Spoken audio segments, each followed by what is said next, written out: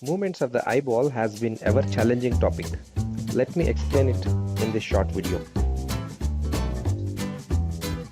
Let us learn about movements of eyeball, which happens in different axes. This is diagrammatic representation of nose and right eyeball. Right eyeball has been shown with two different axes. This is vertical axis.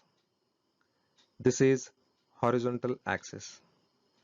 If I have to show antero-posterior axis, it will pass through the anterior pole to posterior pole of the eyeball.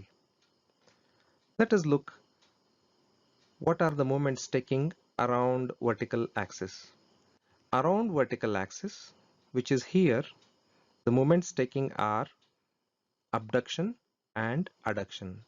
When cornea moves laterally away from the nose is abduction, towards the nose is adduction. Let us observe. This is adduction, this is abduction. Let us look at the movements which are happening around the transverse axis, which is here. They are elevation and depression. When cornea moves up will be called as elevation, down will be called as depression. Let us observe those movements. This is elevation, this is depression. Let us mark anteroposterior axis with a yellow dot here. So this is the anteroposterior axis. What are the movements taking around this anteroposterior axis are intorsion and extorsion. Intorsion is also called as internal rotation, extorsion as external rotation. If we mark a point on 12 o'clock position on cornea during movement, if that point moves internally towards the nose is called intorsion. If that point which is fixed on the 12 o'clock position on cornea moves outside will be called as extorsion. Let us observe intorsion and extorsion. This is intorsion, this is extorsion. Let us learn about visual axis and orbital axis. This picture is diagrammatic representation of transverse section of both bony orbits with eyeballs in place. An axis which is shown in blue dotted line is orbital axis. The axis which is shown with red dotted line is optic axis. Orbital axis passes from apex of the bony orbit till the center of the base of the bony orbit. Optic axis passes from anterior pole of the eyeball to posterior pole of the eyeball. The axis for the eyeball is different and axis for the orbit is different. So this is how orbital axis and optic axis are defined. So if eyeball gets abducted for 23 degree, which is the angle between both these axes, optic axis will coincide with orbital axis.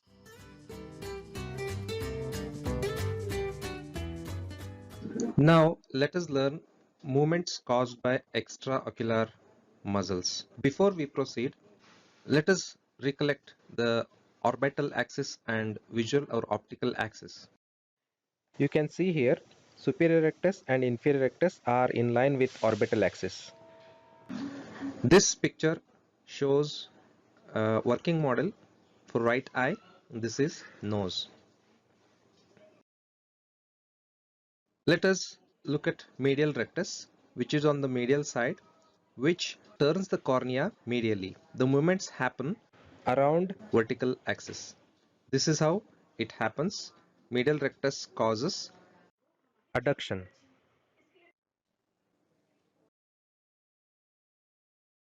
Now lateral rectus, which pulls the eyeball laterally. Cornea moves laterally away from the nose. That is called abduction. Now superior rectus. Unlike lateral rectus and medial rectus, The pull of the superior rectus is oblique to visual axis. The orientation of long axis of superior rectus and inferior rectus are along orbital axis. When there is pull, it moves the eyeball in all three axes. The pull of superior rectus moves eyeball medially around vertical axis. It elevates the eyeball around transverse axis, and it rotates the eyeball internally for internal rotation. This is how it happens. Elevation, adduction, and intorsion are actions of superior rectus. Just like that, inferior rectus has action on vertical axis for adducting the eyeball, action on transverse axis for depressing the eyeball, and on anteroposterior axis extorsion. So this is the action of inferior rectus: depression, adduction, and extorsion.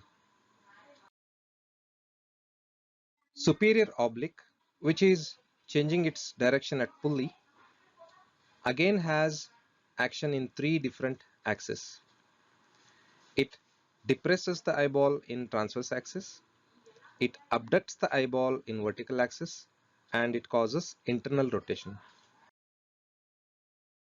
Depression, abduction, and intorsion. This is also known as copying muscle.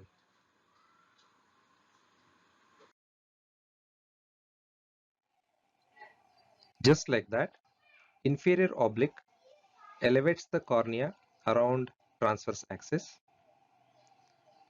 rotates the cornea laterally around vertical axis, and turns the cornea outwards, extorsion, around anteroposterior axis.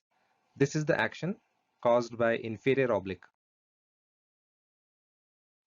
Elevation, abduction, and extorsion. This all-in-one picture shows actions of extraocular muscles. Here this is nose, right eye. Medial rectus causes adduction, lateral rectus causes abduction. Superior rectus and inferior rectus with red lines are drawn towards nasal side. Inferior oblique and superior oblique at opposite sides drawn with blue color away from the nasal side. Superior rectus causes elevation, adduction, and intorsion. This is movement of 12 o'clock position towards nasal side, intorsion. Just like that, superior oblique causes depression, abduction, and intorsion. In this movement, again 12 o'clock position moves towards nasal side. Likewise, you can recollect actions of all extraocular muscles with this one picture.